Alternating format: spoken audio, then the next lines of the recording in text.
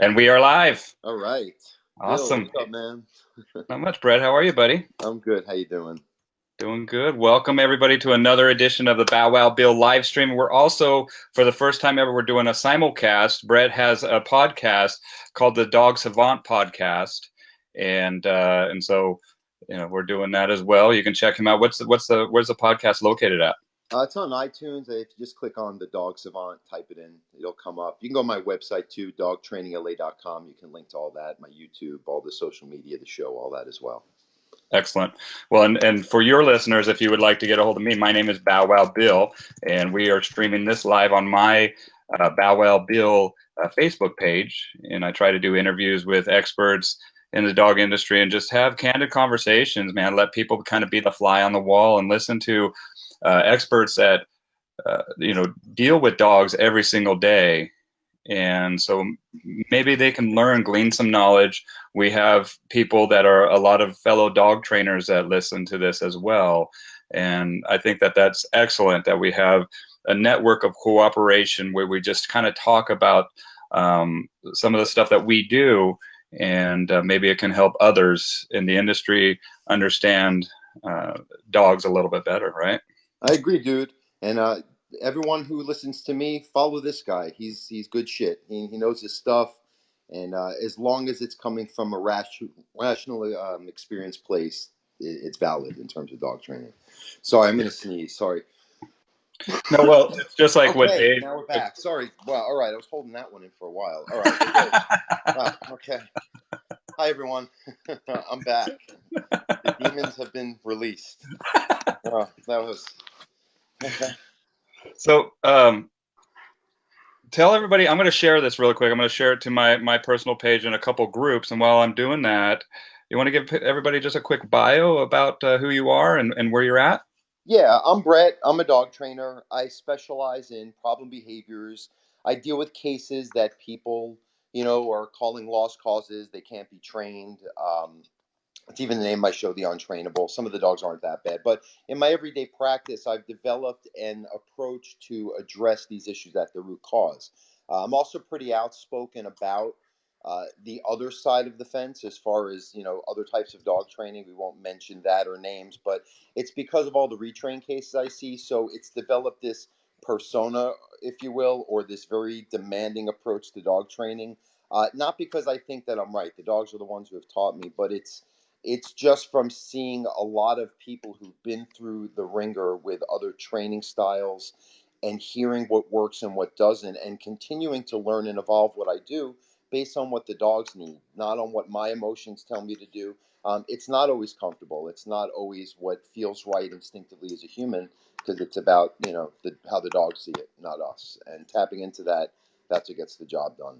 Um, so I don't know. Is that telling you about me, or is that telling you about my type of training? Well, where are you located at too? I think that I'm that's in Los important as well. Angeles. Yeah, I'm in the Los Angeles area, San Fernando Valley. Basically, I'm in that. That's where most of my clients are located, and I'm originally from New York. That's where I grew up. From New York, relocated to Los Angeles. I love it, man. It's really a cool lifestyle. I like it. Everyone here is pretty open minded. It's funny how back in New York, people are a little bit more old school. So getting them to kind of evolve their thinking to see how the dogs see it was a little more challenging. Where here, they almost think it's interesting. They have that ability to see outside of themselves. Some of them. I deal with a lot of actors and actresses, and they're not always so good at that. But for the most part, people there, I love it. The lifestyle, the mindset of the people's great. Yeah, yeah. It's a totally different mindset. I mean, I think that because you guys have such a rich history in New York, and I mean, it's a concrete jungle. It's been established there for quite a while, and the generations as they grow up, traditions and ways to think about life are passed down, and yeah, it's an interesting dynamic to go back and forth. I recently went to Brooklyn and to see. Um, just the I like how they don't sugarcoat things. Oh shit, the forwardness, I love it, and I'm so proud that I grew up there, and it gave me my ability to be blunt and honest. But yeah, it's pretty hardcore, especially Brooklyn. People there are not. There's no time to mess around, especially because, like you're saying, the history there. It's there was a little bit more of survival at stake. Where here, if you will, it's the good life. So you have time to be a little nicer to your fellow citizen. Where there, it's like, hey, if you're not getting along with the program, get out of my way. I got shit to take care of. That's more of Yeah. that East Coast mentality. Well, we got people commenting here. Anita says, "Love the dog savant." Oh, Yeah. thank you. Hi, Anita. Thank you. And then Long Island here, and then Dawn, my beautiful wife, says hello, hello, Hi, Dawn. I Dawn. met you last night. What That's part of right. Long Island are you from? Long Island person. No, Nall is from Long Yeah. Island, New York. Yep. What And part? whoever, Oh, and then Jason Cohen, he's from Brooklyn. He's I know Brooklyn dog Jason. Hey, training. Jason. What's up, man? And wherever you're from in the world, list it down in the comments. It's always good to see how many people tune in and where the heck you're from. We have people all over the world that watch this show, and a lot of people like to catch this show live. So if you don't mind hitting that share button and getting this out while we're live, and if you have any questions for Brett or I, go ahead and type them in the comments below, and hopefully we get to them. We want to talk about Brett's new show today, the Untrainables, and we'll show a couple clips and just talk about what he does and some of the observations that he's made as a trainer in the industry and what brought him out to LA. And the thing is that he mentioned a couple things just during his introduction there. One was about lost causes, where these dogs are labeled lost causes. It's an And the other epidemic thing, right now, man. I mean, because the purely positives, all right, I said it, they've infiltrated the entire shelter rescue system.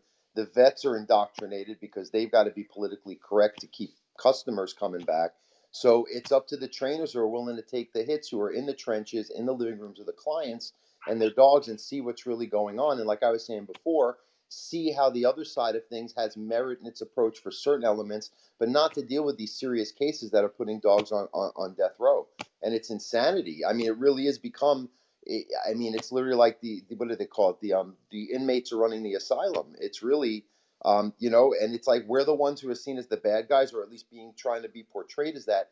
And we're the ones who are actually being reported by the owners. You're helping my dog. Like we said last night, we're not crazy people. We're just stating the facts. We're not fabricating our opinion or our emotions or driving us to see dogs in a certain way. It is what it is, man. If they don't want to hear the truth because it is not hitting their emotional nerve, I mean, that's fine, but get out of the way of the people who are actually able to see through that and get the job done, because it's ridiculous. It's where you see it because you're doing. Is it not worse and worse? Like fucking. I mean, I say year after year. Now it's like I'm going month to month. It is uptick of just the chaos with the dogs all over the place out in public. The amount of people, or you look online with all the purely positive rhetoric, it's insanity. And they're trying to tell you that if you're not doing it their way, you're beating the dog. You're giving them whale eyes and tongue flicks, whatever the hell that is. And I did a video the other day, is that anything, look, I'm a fat guy, right? Or getting less fat. It's not you're not comfortable bad. to make myself feel better and healthier, so I can live longer and feel better, blah, blah, blah. But it's not going to be comfy most of the time to get to that place. And I'm not physically abused. I'm not traumatized. It's just you have to go through discomfort to make the future more comfortable. And to not see that concept and just safe space the shit out of life for dogs, people, kids, whatever, it's insanity. And getting back to the East Coast, if you want to tie this in, that's not how I grew up. You act like an asshole, you wear a stupid looking hat, someone's going to tell you you're acting like an asshole, you're wearing a stupid looking hat. And that's really more of how I feel, not feel, really observe the dog world operates. There's more checks and balances only for the sake of everyone feeling better in the long run and getting needs met. That's it. Well, everybody feeling better, but the dog's paying for it with their lives. We have to Oh, remember the dude. consequences that are being faced here. And I've seen, and I can't even think about it. And if I even start talking about it, Brett, I'll start crying, dude, because these dogs had so much potential, and they unfortunately met, with the demise because the behavior that they wanted to fix wasn't able to be fixed within the scope that they were trying to use. Because of that narcissistic thinking that if I can't do it, no one can. That's insanity. I mean, it really, and it's sad because you see some of these dogs, you're like, that was what they said can't be trained or fixed. And sometimes it's not even a major case. We know what major cases are. It's like, Yeah. oh, it just had to be addressed. We had to Yeah. talk about what was going on, and Or that's it all it needed comes down to. time. it needed time too. Patience and Like, yeah, and consistency, and people changing their yes. ways, and the owners acting differently. That the positive trainers don't like telling the owners what to do either. They have a real deficiency because they want everyone to like them. That's another issue that limits their ability to address the issues too. Because remember, I've dissected these people psychologically because they've tried to harm me and my livelihood, and they're like ultimately not helping dogs and killing them. I feel they're the worst thing for dogs ever, is that kind of thinking. They've changed the whole game. When I grew up or started as a dog trainer in the 90s, it wasn't like this at all. At What all. what was what do you do? What do you think that's different? I agree. I mean, and The even with internet, the internet and the mm, younger generation being raised in a more purely positive way, and the psychologists doing what the purely positive trainers doing the humans. And these, I don't say they're all younger because I don't want to pick on a lot of great younger trainers, but a lot of them are prescribed, subscribing to this, and they don't deviate from their thinking. So their personalities afford themselves to want to do the purely positive because their own psychology, and it's fucking up the dogs, dude. That's all it comes down to.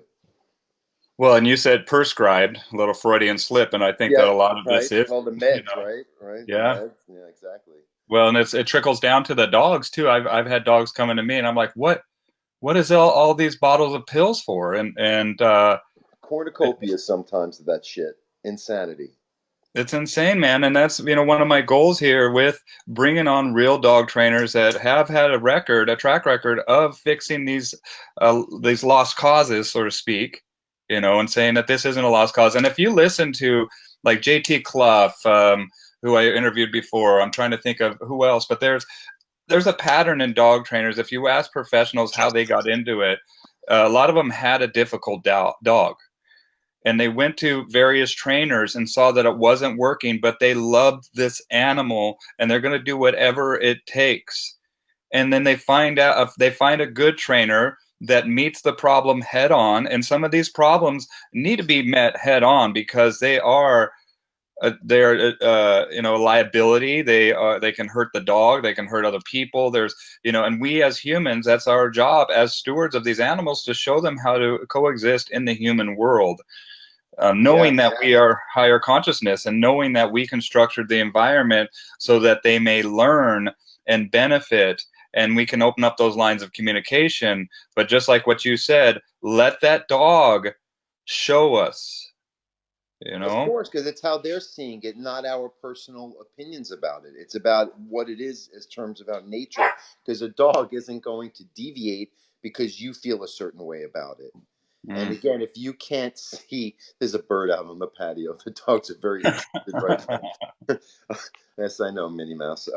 But yeah, and it's just, again, at a certain point, it's not even just because you get attacked by these people or you hear the stuff that they say, that is just, even as a rational person, even like we were talking about yesterday, the clients, most people are smart.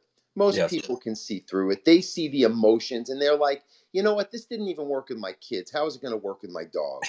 And they also know, like, yes, we also know, like with our kids, we're not pulling out the belt or the soap in the mouth like the older school. Like, look, there were older school trainers who were a little too physically rough and doing things that were Yes. not helpful for the dogs or the cause and could cause trauma, if you will. But not if you're correcting a dog or creating rules or getting them to face a part of life that they were fighting off tooth and nail as their demise, to just for the rest of their life grow through it and see, like, oh, I'm not going to die when I pass a dog on a leash, or the UPS man doesn't mean I have to protect the house like we're in World War III. Why is making them face the music at all in any way, shape, or form a bad thing if it's going to foster that growth? It makes no sense, and I don't think normal people who think rationally think other than that. But it's just these purely positive. It's a small select group of people who I don't think have a lot of clients, or they're losing clients, so they spend a lot of time on the internet putting horseshit information. So on 4th of July, they're telling you to keep your dogs hidden instead of teaching them and giving you tips on how to get them acclimated to fireworks, because they don't have clients that need them to help with that. And that's what it comes down. Or they're teaching agility classes in the local big box store, and that's fine. Pretty positive. I taught my little Yorkie here how to skateboard. You teach a Yeah. lot of recall work with that, a lot of shaping, a lot of puppies. Of course, I use Absolutely. treats. You'll see in the next episode of the Untrainables. It is a lot more luring. That's why I wanted to. Because it's 12 episodes shot. I wanted to give that variation because it's not all about just putting the star mark on the collar or creating structure. Sometimes it's teaching and shaping, and there's recall. So, it's just these people are just so polarized in their thinking. You use a pinch collar, that's it. You're an abuser. Your dog has whale eyes. You flick. It's insane. They're melting down, and they try to harm the livelihoods of people who are actually saving dogs' lives, and it's really, really.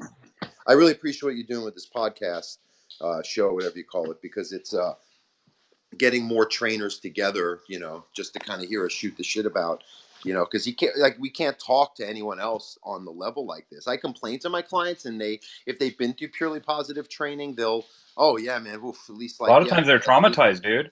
A lot of yeah, times they're like at least traumatized. I know I'm not crazy. Like, okay, because they're like, I knew this was weird, and that trainer was goofy, and they had weird like big eyes, and they were all like pandering in how they talked to me and sing-songy voices, because that's the personality type of these people. And I was like, okay, well, this is different, and you see the results. You see your dog calmer. You see your dog accept life even from one session on, and it's like, okay. And then I'm saying, but then that's like you can't talk like, oh man, like we're like having like group therapy. We should do like a multi one, like where all of us like who've been like, Yeah, like abuse survivor victims like come yeah, together. trauma.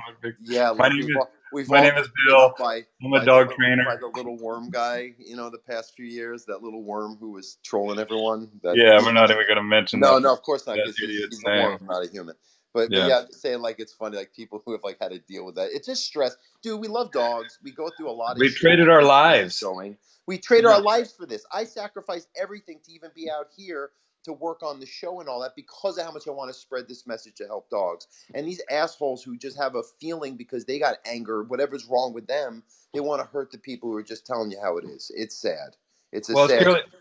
I think that the most salacious attacks I've ever received in my life are from trainers that consider themselves to be purely positives, and I think that it's also very telling that the salacious attacks that happen to people, it's like only one way, the street of being positive, and it's like, why can't we, have come together? There's a Woodrow Wilson quote, I believe, about, if I come to you with my fist balled, or you come to me with your fist balled, mine are going to ball up right away. And if we can come together talking, I got to get the quote now. But that's it. It's like they're already, and I get it because we're in the emotional arena. But the thing is, and we talked about this, is like they're trying to think with their emotions, And it and that's blinds them. It's separate. like when a dog's in reactive state, they're unconscious. It requires Mm. someone to be conscious to guide them through. The problem is with a dog, if you prove that consciousness and communicate your intent, they back off and they trust our leadership. For a Yes. human like that, if you show the intentions, if they weren't parented properly, they're going to just fucking fight harder and find other ways, which dogs can do initially, but they'll still come to that end result of trusting your leadership. A human's just going to try to dance around and find other ways to hurt you because they're never going to back off, as we saw with the little worm, because this guy just goes down in a hole and pops back up and re-evolves himself. Even if it's in other realms of life, he takes his psychology to hurt other, like I think he does other, not just dog stuff. But I'm just saying, like, that kind of thing is that mentality. Those people, they're very damaged. I feel sad for them, but they still, we have to, you can't have that much compassion where you don't stand strong against them and narrate and explain how they are so other people get wise to them, because that understanding of their psychology, I think, is the real power against them, is to just say, hey, I know where you're coming from, and I know you better than you know yourself, so stand off, because I'm not backing off from your abuse, because that's what Yeah, it is, exactly. bullies, abusers, all that stuff. Well, and sometimes they need to realize that that's it. They've taken it to a point of abuse, and and not only that, but just like we were talking about luring and shaping, every dog is an individual. And when I do training with the dogs, I do obedience work, and I call that foundation work. But once that foundation is laid, man, I'm shaping every day. I don't feed my dogs out of the bowls. I'll feed them, walking around, just doing tricks and having fun. And It's all proof the positive. shit out of what you teach them. Get them out in the world and Yeah. apply that in real life. Go through that. Who cares if you're going to get collar shamed by the public because you're training your dog how to do something now out with distractions? It's only going to Yes. get them better. It's like building a muscle. Everything gets stronger through, again, it's going to be uncomfortable and challenging for the dog and the owner, but if you handle it and build it from, like you're saying, the shaping stage of it all the way up to the proofing, then it's like, yeah, of course, like we can expect. You just have to, you're saying, the time, and no one sees the big picture. I think last night you had mentioned a certain dogs that take 6 months. I got So one what? here. I got Humans one could take here. a It's going to be decade to 6 months. fix an issue. Yeah, Yeah. right. And it's where I have a case now. The client, she's so much improved, but if you saw her in class, you'd still think she was the worst dog in class. But she is, I mean, I'd say exponentially more improved than any other dog in that class combined. But they've been working with it for a year and has the most dedicated owners I've ever seen. You know, Awesome. so they're going to continue to improve because they think this way, they get it. Other people, like, I have some of these clients who, that's really names I can't mention. They just pay me. They want me to come every day, and in certain instances, I'll do it, or I'll say, look, I got to pass this. I got a guy who has a nanny for his dogs, literally Yeah. bona fide, a nanny for his two dogs that is dedicated, and a chef just for he has no kids, very wealthy. But the nanny and me, the dogs are impeccable for us, and he has issues, and I only still come because he says, I know it's me. I got to follow through better, blah, blah, blah. But some people are like, no, I just want my dog fixed. If you can't fix it, that's it. I'm like, well, your dog is going to take 6 months, whatever. I wish I As long as take it your takes. dog or give it to another owner and I'll work with them. But this is not, you don't understand. Or I could show you maybe even a result right away, but it doesn't mean it's fixed. It means your dog senses an influence from someone who understands the dynamics of the situation. Now I got to teach you, and it's complicated, and the time has to be put in, and every week you have to build upon the stages and some people have a hard time with that, even just there. And everyone means well. Everyone loves their animals. Even Yeah. the purely positive people mean well, but they don't Yes. understand what they're doing. And when they hear what they're doing, they fight off the reality of what we're trying to teach them or explain to get them to see, be more aware. It's like a self-awareness exercise, all of this. It You really know, is. one of my biggest wake up calls was when I was training a dog with purely positive, and I think that the majority of that's where we start, But then when I went out and I'm sitting there doing a stay with this dog, and I'm trying to do my treats, wait, stay, wait, backing up, dog takes off and runs into the road Without a leash. with a leash, luckily, but it was I couldn't grab it. I had to run and like chase this dang dog, and I'm like, whoa.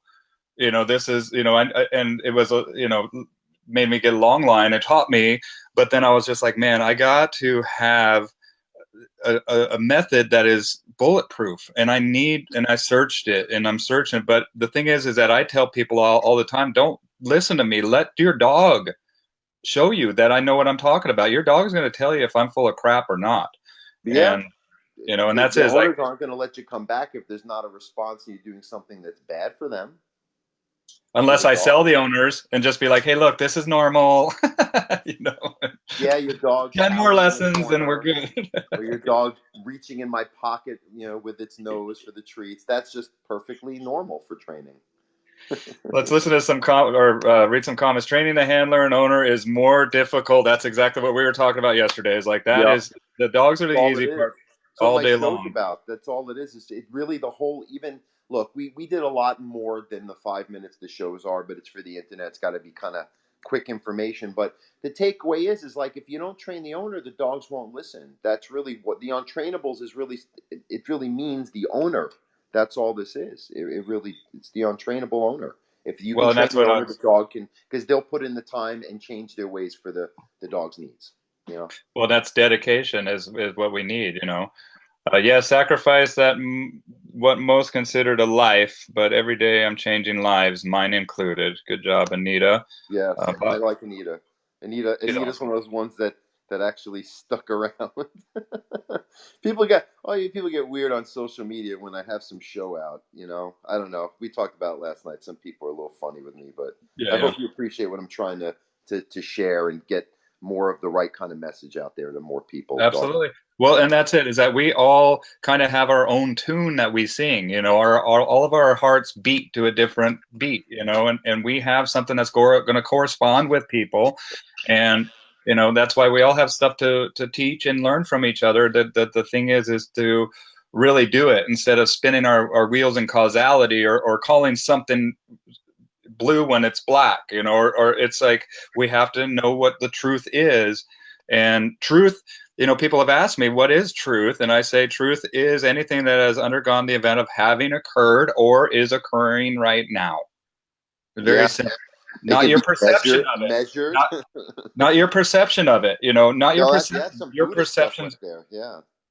and that's a lot big problem too, is that people think that their perception is truth instead of your perception is a culmination of your experiences and life and trauma and all this stuff, and it's completely different. When that's a beautiful thing about life is that we are all different, but the thing is that we do need to understand that thinking that your perception is truth is what's called solipsism, and we call that the biggest lie. It's like To under confirmation bias, right? Is that kind of Yeah, the same idea?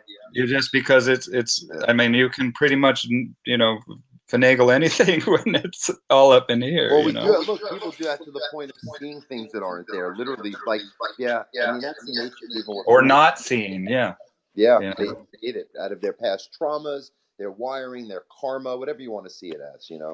right? Hey, is it okay if I walk around while we're doing this? If you see me, I want to grab another cup of coffee. Yeah, go ahead. I mean, but just don't Okay. be pacing if you don't mind, just because No, you don't that's want to fine. make people motion sick or whatever. But positive only trainers don't understand how to communicate. I also don't think it's much foundation, just like we were talking about, Bobby. Much foundation work we use before adding the corrections, and that's the other thing too is that the conditioning phase with this foundation work, it's all about time. Yeah. Remember, slow is fast, less is more. Dude, I saw a client, not a client. I was with a client at a park the other day, and I saw. You know how you can just tell when it's another trainer by their stance and how they're talking with a dog under on a leash and a group of family in front of them. Right, like, oh, that's a trainer. So we passed by, but then I come by. I'm like, I got to hear. I'm kind of funny. I'm like, let's listen what he's got to say. He was a little puppy golden, probably 4 or 5 months old, and he was correcting the shit out of it. It was already cowering. I'm like, too much too. I didn't say it, but I'm like, see, that's the other side of the fence. That's too much too soon. The guy wasn't reading the dog, and just by age, what possibly could that puppy be doing to warrant? Maybe you shouldn't be out in the park practicing yet because you haven't built up that focus or the command work to even be correcting it. You're over threshold. You're in overwhelm. Don't correct that dog for being overwhelmed. Recognize where the threshold are and work on that, and so the dog can get more and more I'm so comfortable. sorry, guys, for me like. I'm Oh, don't worry about it. Yeah, I was working so late last night, and I had to do a bunch of things before me and Bill here are doing our show. So I Yeah, had we were to do chatting my up. morning routine. I know it's a little late here, but I Well, had to and do my. that's and while you're Sorry. doing it, Oh I'm going to God, read that's some lame. more. I'm We have sorry. I'm we have a spilling bunch of coffee over comments. the camera. That's just lame. I'm not going to be that guy. Okay. There you go. We see your nostrils. But hold on, Brett. I'm going to read some more comments here. Okay. Okay. Cool. Uh, William says, had a customer this week, dog pulled on lead for 4 years, never wanted to use a slip lead as it felt it was cruel. However, 1 minute in dogs walking on a loose lead, Yeah. when used the gentle leader, the dog pulls and cuts his nose trying to get it off. So, The fucking harnesses put pressure on their body. I'm like, you're gonna put a few corrections or some focus building or take time to structure the walk, and then you have a loose leash for the rest of their life. But instead, you rather put a harness and they're pulling and reacting because of it for years. How does that make sense? Because in your mind, it's perceived as gentle. Makes no sense. yeah, That's what we see. What he concept for just sure. explained in that comment is exactly what guys like us see and why we say what we say. And then when we're saying, like, what are we living in the twilight zone? We're talking about what we just saw in the client's house just today and many, many times before. And now you're telling us we're crazy, we're dog abusers, we don't know what we're doing. It's so frustrating. However, more of us, I think, are because I don't know if you notice, I'm seeing more dogs out in public walk with pinch collars and walked in a strut. I think it's almost the pendulum swinging the other way. I think Hopefully. people like Jeff and other people are putting a lot of good online info and giving like because I send a lot of my clients to Larry, those kind of guys, Yeah. sending that really good like putting it out there, taking the hits because I like showing Well, we look got a these shout are out. great news. That's it. Yeah, exactly. Eric, all those Eric, guys he's coming on. and people are smart, like we talked about. Yeah, Eric Latender, that's how you pronounce it, right? Sorry, Eric, if I'm not. But yeah, no, I've known Eric for a while, and he gets it. And that book is one of the most awesome books to break this all down. It's the book I wish I wrote 10 years ago. It's awesome. I tell all my clients, I share it with them. It really opens your eyes to what's really going on. To And more what people need to is. know this Yep. To what and is, not what be has. afraid to speak like we're speaking and Yeah. not think that because you're not being politically correct about dogs you're going to be called a dog abuser. Our track records speak for themselves. We haven't done anything where people's words aren't going to hurt us. And yes, I remember a few years ago when I was relocated here and I was restarting my business and my reputation to get the show, I was scared of what these people could say about me because they had more time to put information with my name on Google searches.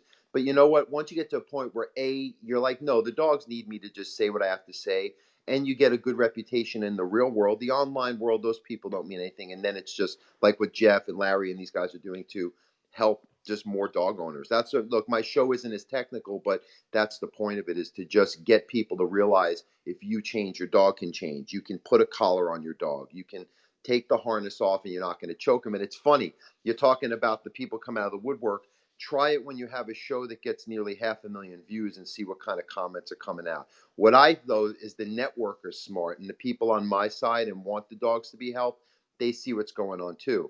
So those few people that are doing that, they're all, but that we're addressing it because they want people to like, don't listen to those comments, see what's really going on, even on this more kind of watered down level, where it's a more simple version of what I would like my clients. It takes weeks and months where we're trying to hit in 5 minutes, points so that a dog owner can take away an idea and then even maybe find their local trainer or go find someone like Jeff, Larry, all these people who put all my dog trainer friends and Anybody people that I've interviewed. anyone, yeah, exactly, man. People who get it. And we're all a little different, but we're seeing in general the same thing in terms of dogs. We're different people, personalities, lifestyles, but we get it. And I really think our experience, not our feelings about it, and the experiences of working with owners and hearing the stories and hearing their experience. That's really what's driving us to do what we do. And seeing it works. Look, if enough unrelated people tell you the shit works, you keep coming back and doing it, right? Especially if you know it's helping because it feels good.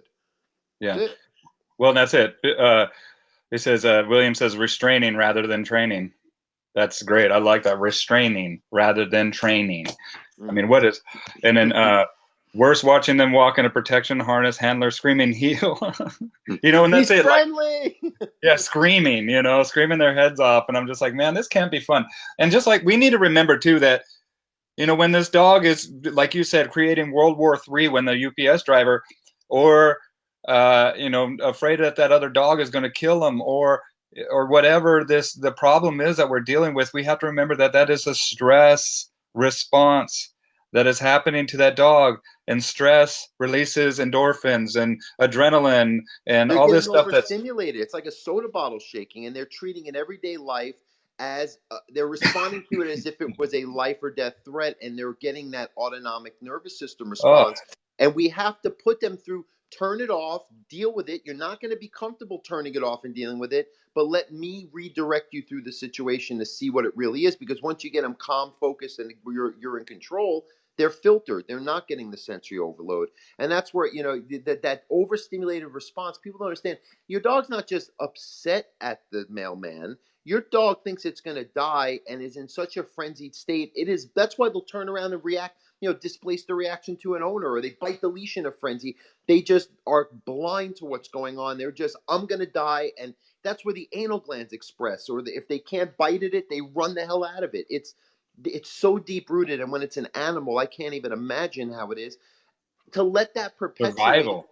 or to avoid addressing that's the real abuse to me. Yeah. Not doing the work that's required to get a dog to see life on life's terms and feel safe through it. Well, that to me is not labeling the correct behavior. That's why I have to remind people, dude, this is stress. This isn't excitement. This isn't your dog being, uncanny or vocal or whatever. This is not good. This is degrading that body, and not only that, but it's degrading that life experience. And we're bringing this dog into the world, and if they're stressing out, then that lies on us, and that because we're not going out to their world. We're not going to go sniff butts and crap in the field or something, whatever. We're going out getting their food. And, I never had a dog I hand know me. a girl, she was a trainer. She used to have dogs do board and trains. And the day they would arrive, she admitted this to me because I dated her a little bit. She would pee in the yard in front of them. Day one to establish dominance. Is that on the lines of spitting in the dog's mouth? Who knows, man? I I don't know. don't, I've never done either, but I guess I could see. Hey, if you're willing to go there, no harm, no dude, foul, I right? listen to this, man. I listened to a Belgian trainer tell that you needed to masturbate your dog. Dude, that's just wrong. That's not even cool. I mean, I know breeders who do weird stuff like that, but that's different. But if it's Like like like after never they had to did do that, sorry guys, it's Yeah, not I in don't, the but, and I protocol. even watching it, I was just like, dude, he's serious. And then he went over and did it. Like, I wasn't there. Like, I saw it on video, and it was just like that South Park Red Rocket thing, man. The dog was like, hell yeah, we're ready to How do rock. And I'm you like, I hey can't believe that how do you this. convince a client that you're gonna give your dog a rub and tug in the process of the training program? Well, if you do, man, you're a hell of a salesman. That's all I gotta say. Yeah, dude, sell ice to the Eskimos, man. I guess because that's impressive. Uh, not good training, folks. I wouldn't recommend No, any of absolutely. those three techniques we just mentioned are not what I'd Stay say away would from get the those. job done to help these these lost cause dogs. I think there's Yeah, better maybe training even not for like willing to rub do and tug. whatever it takes, you know. Yeah, that's it, you know, and that is okay. I haven't heard a story like that. I'm gonna find it. I gotta find Yeah, like go I mean, like Google it, man. You'll I see find some it. ill There's stuff. trainers out That's there. pretty crazy. Yeah, that's a little disturbing. Yeah, absolutely. But you know, that's it. Is like people are out there, dude, and you know, and that's the other thing too is that we as individuals, and then the dog is an individual, and then we're dealing with an individual on top of that, and then we have the environment that's always changing. And so this is definitely an art and a science. Rough and tug. Uh, Everybody's all commenting on it. I believe you, Bill. Yeah, I'm not lying. Yeah, I'm perplexed. I was. R&T dog training school. Yeah, Sorry. the dogs. Never mind. We'll just switch the subject. Okay.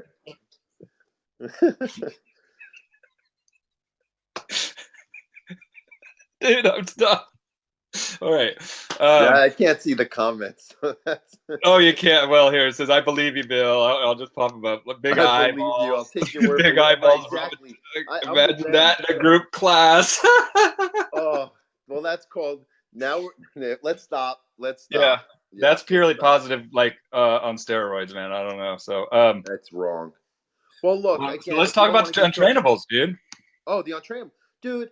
So I'm psyched. If Oh anyone shit! knows my Hold on, there we go. oh, okay. If anyone knows my story, I relocated to LA. I have a lot of family here, but I also was here because I had the opportunity to do a show. It was a long process. It's not like you just get lucky. It's a lot of hard work, a lot of meetings, a lot of this is going to happen, then it does it. And I actually was going to do a show for Nat Geo Wild. I had a pilot deal. We were going to do a first season for 2019. I was literally going to replace Caesar. I had the same production team. I had the same business manager for 6 months, and it was it. That was what I was sort of alluding to back in like the winter time. I couldn't talk about it because I was under contract, but I did a huge pilot. I got paid a lot of money. It was a big thing. I was, like when you're a dog trainer, a dude from Queens who on a last 40-year-old, because life was hard for me until I moved out here. A last Hail Mary at life, and it actually is working out. You're like, oh shit, then it doesn't work out. The day my contract ended, Nat Geo says, nope, because I think Disney bought it. It was something. It wasn't really because of me. It was just something happened with their network. But anyway, a week later, Jukin Media, who does, if anyone knows the Chewbacca, that lady with the Chewbacca, man, they do a lot of like the cutesy videos, stuff that me and Bill talking about are not the kind of stuff that we're really privy to as real dog trainers. It's sort of more the cutesy. It's why we love dogs, but we're like, stop thinking that way. You got to get real with your dog because they have problems. But it's on that network, and they wanted to do real training programs, like not the cutesy stuff. So they heard what happened. They reached out to me. And I was a dick. I was like, dude, I just went through the ringer with Nat Geo. Fuck Hollywood. I hate you people. I'm not going to take clients in the bit. And honestly, 75% of my clients are in the business in one way or another. It's just incestuous here. And so I was like, fuck them. I'm mad. I even had a meltdown like on social media a few months ago over it. And they're like, no, Brett, we really want to work with you. We just got to meet you. And I'm like, fine, I'll come in. And they gave me a deal. So we shot 12 episodes. There's been two out. They come out every Saturday, and it's been great. And it really is just like I said. It's sort of like an abridged version of what I do with my clients. We don't cover the full spectrum. That's what we're hoping to do if we go into more seasons, to get a longer, more detailed show to evolve it. But it's great. I mean, do you want to? Is that kind of what you want me to talk about? Do you want to talk about actual episodes? Anything Well, that I we could want. show an episode. I mean, we Sure, could give yeah, an example. yeah. If you want to Let's show like clips, I don't know if people really, let's see. want to watch the whole thing, but You know, we can even talk about the hairbrush one if you want to. Yeah, Saunders, that dog. Is this the one Yeah, here? because you know why it's good? Because this is one that I actually look. Even when you get hundreds of comments, you still can't help yourself. And at 3 in the morning, you read the damn things, right? So most of Yeah. them are really helpful. And I'm going to be doing more Q&As for the show. Like it's really interactive kind of thing. It's not like just a show. So I'm going to be answering a lot. A lot of people just want help with their dogs, but the few trolls, they had the issue with him being under stress and this and the collar, and they first, I think I'm using a choker collar. I haven't used a choker chain since the 90s. That's how I was taught, but I use different tools. I don't really use them. Slips Yeah. I do. This is a Star Mark collar in this episode, just to have some control because he bit me, and the whole idea again is like we're talking about. It's like, well, how is it going to help this dog to let him see grooming as his demise versus for a couple weeks letting him sit there and deal with getting brushed because we took some control back, and then he looks like, oh, it's fine. And to be honest, if we had more time for the show, I would have shown more exercises to acclimate the brush with treats. I get all that. Look, it's a show. And that's the thing also, because people think Caesar, I know Caesar, and I know the people who work with him directly. He's a real trainer too. It's the Victorias. They're the ones who are actors and actresses portraying trainers. Caesar has a way with dogs people don't like, and a lot of what he does is showmanship. Anyone who I know has worked with him, he does it a little differently than what you see on the show and the things he teaches you in detail. So it's the same idea, but that's where, not to qualify myself, but to like anyone who's like, oh boy, even people like Brett does balance training, but he just jumped right in. Yes, because we had an hour to do it, probably should have been done in 2 weeks, but we had to make a point because there's hundreds of other dogs that have that issue that someone's watching. They can start doing it, or they can find a trainer that gets it. Oh, okay, this trainer doesn't use harnesses. Maybe he'll help me with my dog's hairbrush. That's why we're doing this show. That's all it is. Yeah. Show But people a different form of what's possible, dude. That's it. It's like, that's it. look, you And the don't have to owners live like change as the this. dogs change. That's all this is about. And anyone who's getting that, I appreciate that, because some people in the dog world already, I've seen a few shit comments, and I'm like, guys, you have to understand what it's like. It's not like I'm, giving technical videos. It's a network creating it, but the network has been so great as far as letting me do what I do, and they're just editing the key points. It's really actually been. It's not like I'm doing a caricature of myself. I mean, it is pretty much what I tell people. It's pretty, so that I'm cool with. You want to get to the Well, clip finally, so then I'll shut up because I go off well, on. I just want to make a point that this is basic animal husbandry. Like this dog cannot live without being maintenance. I mean, it would turn into a horrible life for this animal. It's not just And the hairbrush. It could be. It's other things too. It's just yes, and he's gonna bite a kid over the dog. A kid moving too fast near it, or petting it over the head, or whatever. What There's too much at stake, and then of course the dog could get put down or live a miserable life of anxiety every day. Oh my God, where's that hairbrush gonna come from? Who or wants to get live like mats that? or get overgrown nails that every step is painful, right? So we gotta. I mean, this is just stuff that if it's not dealt with, and we also talk about this, and we're gonna have to do another one, man, where we just talk about energetic influences with training Yeah, as like we well, did last because night. I would love to get. I don't know if we have time yeah, for that, but we'll definitely get into that one. yeah, but not Seriously today though, because we got Bill, to I run tell here you, pretty soon. guys, But anyone who watches my stuff and follow, Bill gets this, man. He says things like, "I'm like, man, that's the shit I'm seeing," but he put it into such awesome words yeah, that, that's helped yeah. when you can grasp it because it is real, man. I mean, there is a metaphysical influence to this world, and it does not require your belief to be real. It is real. There are things that you can do to test it. It's just that people don't like it when the tests come back to them confirming. Because it makes their ego feel uncomfortable, and they fight that thing. Yeah, Well, the it's pretty logical bad. mind is, but we have to remember that our subconscious is connected to that. But that's a whole other episode. Like I was saying, let's go ahead and Okay, watch cool. this first. Thanks for sharing that. Yeah. Yeah, of course. And if you see people, we're approaching 500,000 views right here. And it's just been posted a couple times. So let's take a look and make sure the volume, everything's well. Here, let me turn on the Yeah, volume here. because honestly, without a lot of views, we don't get picked up for a second season, and that's what it's about. Once it's a second season, then we can get that message out even to a greater Yeah. audience. So share this, you guys. Go to Brett's page, share these episodes. I'll share it down in the comments below as well. But let's take a look at what he's doing. Maybe a Schnauzer Yorkie, and he gets like aggressive when I come near him with a brush. But I love He him was all anyway. over the map. My name is Brett Endies, and I specialize in severe problem behaviors in dogs. This is Saunders. You know, seeing my dog in it makes me feel good. I don't give a Hold shit on, about hold on. myself. It's my dog, my own dog. It's so cool. Booey. Say that again, Brett. Oh, seeing my own dog in it is the coolest part of all this. Yes. Here, let me play it again. That's fine. If you want, you can even fast forward to the hairbrush stuff. I mean, because that's the point where people. What are the triggers for this possessiveness that you're talking about? Mostly, a lot of times, it's just people and the hairbrush. Well, I think that's important too. That Get some of those items you were talking about. Let's get to work. look at how it's like let's go ahead and deal with it, you know. And I find it interesting how people will explain the dog's problems, and I can find out how much they're anthropomorphizing these animals too when they do that. I'm going to fast forward here. Well, her issue is that she's so emotionally connected to it, and I hate to say it, but sometimes people who don't have real children have a harder time with that disconnect to treat a dog like a dog. And you know, Yes. and again, I feel kind of bad because some of the Go in the commenters are house. mean. You What? kicked her out of there. You Oh have to watch yeah, from the no, window. I could feel that shit come off of her like it was like a waterfall of energy coming at me and her dog, which was not helping for when I was going to push this issue right here. It was just not going to. I mean, I have some clients where I do, you know, give me some space or whatever, but again, it's a show, so you want to make it a little more. The Yeah, kickout's got get to in be that more house. dramatic. I'm pulling But you back can the tell full already wall she's for you calming guys. down.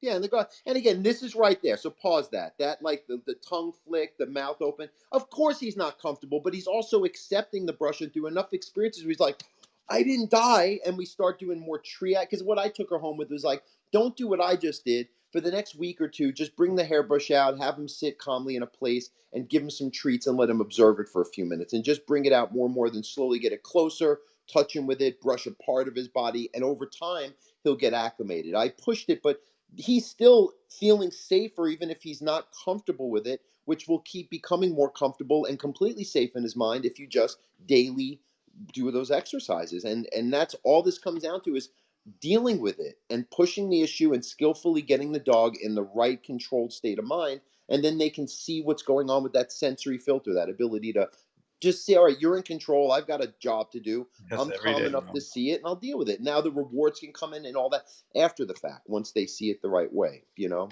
So Yeah. I don't see anything wrong with the dog, and most people are like, "Good, now teach me how to brush my dog." Because most people are fed up, and you know, when it comes down to it, most people in their living rooms aren't dancing around like I don't know, like there was a show they used to call it called The Magic Garden. I grew up watching. It was just the most like hippie-ish. Everything was sing-songy, and nothing was bad, and it was just purely positive, like sunshine and unicorns. And I was like, bullshit. People in their people, if anything, say, Brett, I yelled at my dog. I'm like, good. You know what that means? You're human, and you're not supposed to yell. It's not going to help the issue, but you're human, which means they have no aversion to creating rules for their dogs. When they just out in public, they don't want to be ashamed or abused. That's all it comes down to, is the public perception of how people come off from, you know. And most people, if you say, hey, look, you're not a bad dog owner for creating rules. You are human if you get upset at them and want more from them. Then that alone gives them the empowerment to get the job done. Yeah. Well, and to know that they're not alone, and that's the reason why I do this as well, is just to show people, hey, look, man, there's a whole network of people, and if you want to, you know, if you want help within your area, I have networks of trainers that I trust, and you know, get a hold of me if you're really having a hard time. But it does take dedication, and it's not easy. And I love my clients, man. I love them, especially the ones that we've gotten through some pretty big situations, because they've done the work and they see the value of that, and they become ambassadors of good dog ownership, or good Exactly. stewardess, you know, The general public sunshine and sees them. unicorn. Sunshine and unicorns. Yeah, It's all about sunshine and I unicorns. wish, man, but SNU Dog Training School. We got the RNT and the SNU. We just branded 2 new names for dog training academies. I'm buying the .coms right now. There you go. Well, and that's it. Is you know, overall, to remember that we have a pretty big task ahead of us as far as educating the public about dogs. And people ask me, how will you know when you're a success? And I will know when these dogs that are being put to sleep every year goes down significantly, and the children that are getting bit every year goes down significantly. And those Yep. are my key statistics that I'm focused on. Do they have statistics on dog to dog incidents, like where dogs bite dogs, whether it be mostly like out in public or at dog parks, because there's less, the vet, I guess it would be vet statistics, like how many end up, requiring vet care or get euthanized or killed from Yeah. I mean, because that, look, to me, most of my cases are leash based reactivity towards other dogs, because there's, Yeah. to a dog being in a restricted position on a leash, when they're walking in a hypervigilant way, another dog is seen as the most potential threat to them. And that comes back to that leadership, structured walking, and acclimation in the pro. That's why I do a group class so all the dogs can walk in a pack and learn an experience of being close to other dogs, but the other dogs are under control too. So it promotes, and that's the whole energy thing. I say it's like when geese are in a flock, they're moving and they all turn and sync at the same time, or dolphins or wolves. How do they, are they checking in with each other, or do they just feel it? Nope. There's an energy grid, and that's something you can create with you and your dog that would make the external energy of another dog not crash into them like two waves hitting each other. You're flowing more like a river. If you want to give physical analogies to that thing with energy, that it's sad if a trainer doesn't get that. That means I think they don't have enough experience or their own awareness of their internal workings to see what's going on in the dogs. That's my opinion. That's why people who poo-poo Caesar, look, there's things I do differently, but I don't think that message is off kilter from what's really going on with dogs. I hate kids. Oh, you should not. No, I'm not against him. I would love. I mean, honestly, I tell my clients, watch his show. Again, it's a show, so it's not going to give all the details, and it is dramatic because he's an entertainer, but it also is good message. And the energy thing is a huge component of everything with us too as humans. And that's why I appreciate you, because you not only get it, I'm sure a lot of trainers get it, but you articulate it so well. I think that in itself, not only a show, but could be a whole book, a whole seminar series, and Oh, dude, everything. I'm working on it. I'm working on the power of intention with training, and I've already told people down in Australia, The California, attention. Philadelphia, and I have, you know what, dude, I can show proof. I mean, I can show proof of the electromagnetic field. Let me see what books I have here that I could just see. Well, Uh, Morphic resonance with Dr. Sheldrake studies that with dogs. yeah, science of being stared at when the Yeah, dogs dude, all that. are, all that stuff. Here, right here, man. Primary perception. So this one right here on my massage table. What I got? Do you This give one. or take the massages, Bill? What's that? Are you giving or taking the massages? I'm not. After my freaking R&B Or is it comment, just I'm for not. the I'm not or is saying it another just word. for the dogs, Bill? So, ladies and gentlemen, this right here is by Cleve Baxter. This is Colonel Baxter wrote this. Okay. And what happened was, and I've talked about this before, is that they around the time that they invented the lie detector test, which reads different different cues from our body and our electromagnetic system, and our heart runs on that. And any deviations show that maybe that there might be some underlying subconscious hurdles or hold on one second. I might have to go grab my dogs here. I was the very positive person at the gates. Just a second. Hey, ow. I'll talk. So what Bill's talking about is true. They actually, there's a So it's called a they HEX took. suit, HETS, and it's What's about that? those. Like, I was just filling in the dead air time. I was Oh. talking about, you know what a HEX suit is? They use them for hunters, use them, and sharks, marine, It and it's hides your that suit that signature. blocks that. And I actually have one, and it's funny because I got a new one that was fitting better, and my dogs do act different when I put it on around them. Like, they know it's me, but their demeanors, I mean, they're not off put, but I know my dogs, right?